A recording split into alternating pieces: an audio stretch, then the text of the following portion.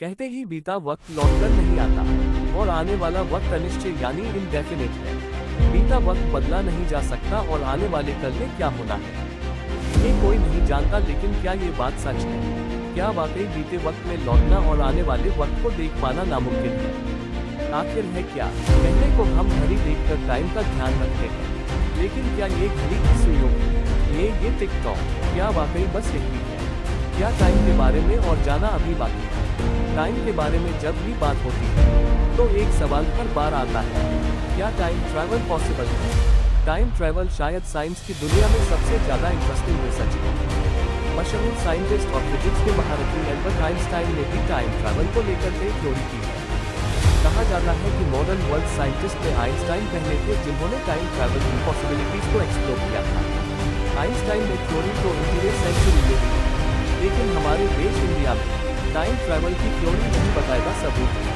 Time travel का ऐसा ही एक रहस्य छिपा है। भारत के तमिलनाडु राज्य में कोच्चि डोमेस्टिक एयरपोर्ट से महज 10 किलोमीटर दूर हो रही और नाम के एक छोटे से डिस्ट्रिक्ट में है भगवान शिव का 5 वरण स्वामी मंदिर। माना जाता है कि यह मंदिर 2000 साल पुराना है। आपने सुना होगा कि दीवारों की आंखें और कान होते हैं, लेकिन 5 वरना स्वामी मंदिर की दीवारें बोलते भी हैं।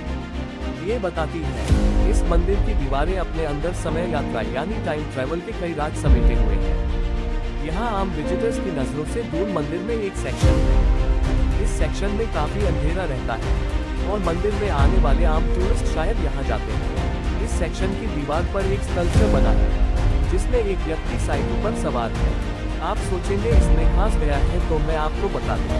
थोड़ी देर पहले मैंने आपको बताया कि मंदिर 2000 साल पुराना है। साइकिल सबसे पहले यूरोप में, और वो भी 19वीं सेंचुरी यानी 19वीं शताब्दी में तकरीबन आज के 200 साल पहले अस्तित्व में आई थी।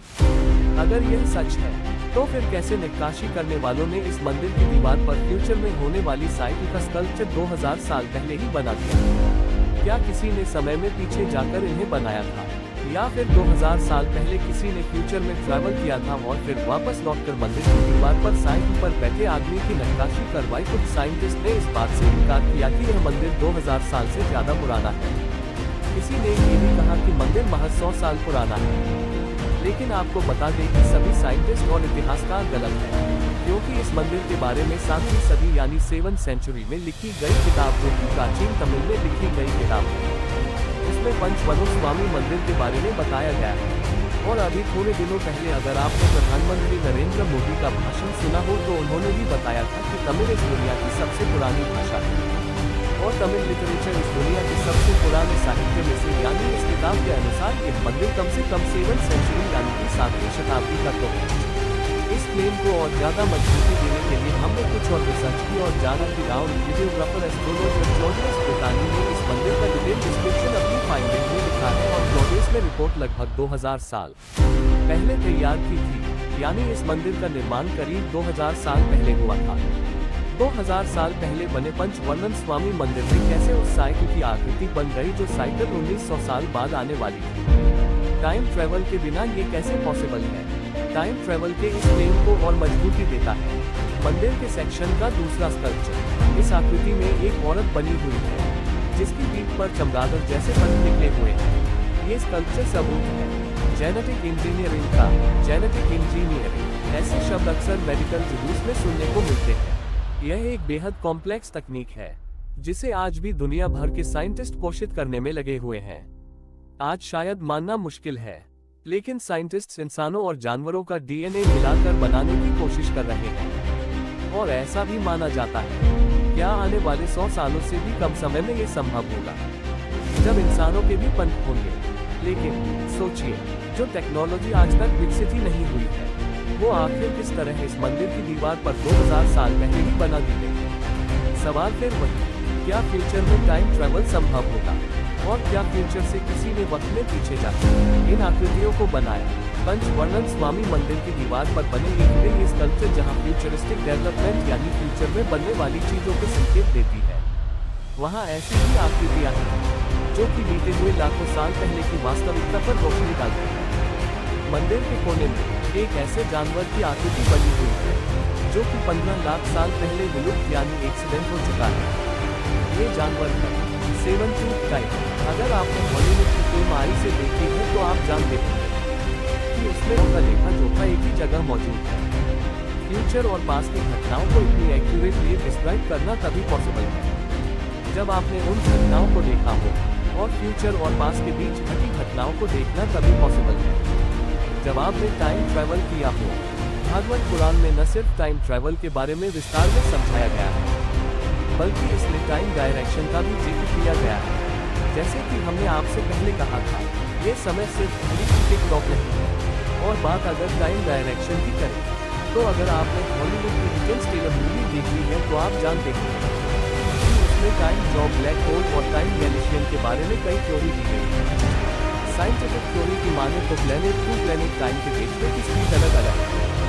यानी धरती पर जिस स्पीड से आपकी उम्र 25 साल से 50 साल हो जाएगी, तो हो सकता है कि किसी और प्लेनेट पर आपकी उम्र 25 से 26 साल की ही हो, कहाँ 25 साल और कहाँ 1 साल।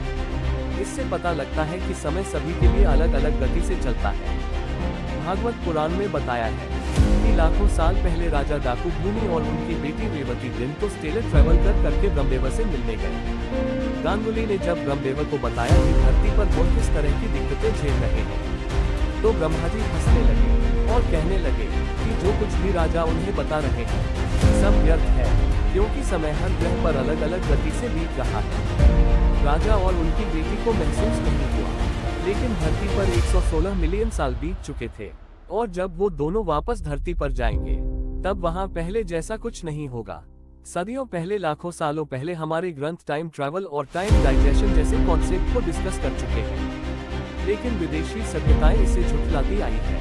लेकिन फिर आइंस्टाइन की थ्योरी के बाद लोगों का इन सब्जेक्ट्स में इंटरेस्ट बढ़ गया। अब आपको बताता हूँ कि पंचवर्ण स्वामी मंदिर में भगवान ब्रह्मा की प्रतिमा भी है। मंदिर में बना स्कल्पचर दिखाता है ब्रह्मा एक पेड़ के साथ खड़े हैं, और वो पेड़ असल में इंसानी दिमाग के आकार का है। इस पेड़ का तना नीचे शिवलिंग जैसे किसी ऑब्जेक्ट से जुड़ा है। आपको बता दें कि शिवलिंग को पावर का सोर्स माना जाता है। भगवान ब्रह्मा इस आकृति में एक रहस्यमय हैंडबैग या झोला लिए खड़े हैं। आपको बता दें कि इस हैंडबैग जैसा ही हैंडबैग इजिप्ट के पिरामिड के पास की स्क्रिप्ट शुरू में ही पाया गया है। इतना ही नहीं, दुनिया की तमाम सिविलाइजेशन में अलग अलग भगवानों की मूर्ति, स्कल्पचर और ट्रेनिंग में ऐसा ही हैंडबैग कई बार देखने को मिला है। क्या ये हैंडबैग कोई स्पेशल टाइम ट्रैवल डिवाइस था?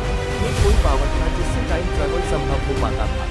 और यह आकृतियाँ पंचवर्ण स्वामी मंदिर के अंधेरे कोने में क्यों बनाई गई? क्या भारत में टाइम ट्रैवल पौराणिक काल से मुमकिन था? अगर ऐसा है तो फिर क्यों इस टेक्नोलॉजी के बारे में कोई बात नहीं करता? कहीं ऐसा तो नहीं कि ये आज भी मुमकिन है और हमें इसका एक्सेस नहीं मिलता? टाइम ट्रैवल की राज समझ के परे और हैरान कर देने वाले हैं। जैसा कि कहते हैं कि बीते हुए और आने वाले कल की कड़ी हमारे आज से ही जुड़ी है। पंचवर्ण स्वामी मंदिर के टाइम ट्रैवल कनेक्शन के बारे में आज बस इतना ही। धन्यवाद।